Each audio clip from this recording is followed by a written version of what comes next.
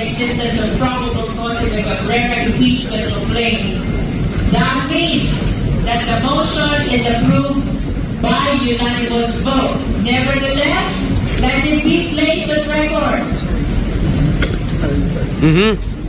that 53 justice members physically present confirm their support to the motion by raising their hands.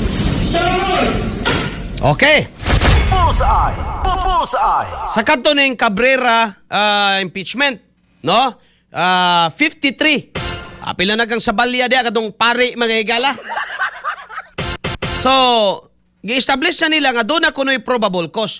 Pero, when you establish probable cause mga higala, nagpasabot ba ka na mga igsoon nga guilty na ang tao nga gireklamo?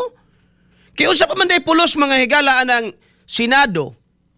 Ngano mag-convene pa man ta may galag Senate trial, no, impeachment trial, kung sa level pa lang ani nila magayagala, guilty naman si BP Sara. No? Actually, wa man tayo makita good mga igsuon nga kuan diri ba? Wa kay makita ba nga hustisya aning Committee on Justice. Kaya ang ilang hustisya diri mga higala may kinikilingan. Para rin niya may gala sa ilang kaugalingon mo ganina nga mas maayo gyud ang wapon mo tambong. Kay mo tambong ka diha mga higala, wa kay mahimo tabangan ka anang mga tawhana. Kulatahon ka anang mga tawhana mga kaigsunan. No? Ingon si Kinel Siri, salam ya Arnel, good morning Kenny Sherry watching from Isabela City, Basilan. May Allah bless you always. Syukran at mag-smile na lang ako sa'yo. Wala talaga akong, mawala talagang stress ko. Mashallah, no? Syukran, kapatid. Assalamualaikum warahmatullahi ta'ala wa barakatuh.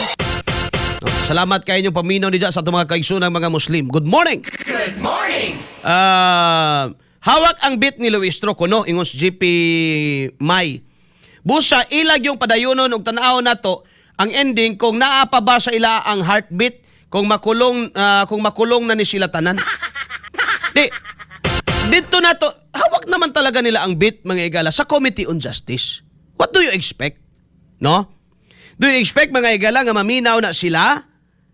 Maminaw na Sindanya? Makonvince ba nimo na si Sindanya mga igsoon? Nga wala ba na sila maghunahunag? Wala na sila nag-reserve og innocence mga higala o presumption of innocence sa Vice Presidente. Kaya kung imo silang paminahon mo istorya ba, guilty na si BP Sara. No? Wala na. Nahukman na nila mga kaigsunan.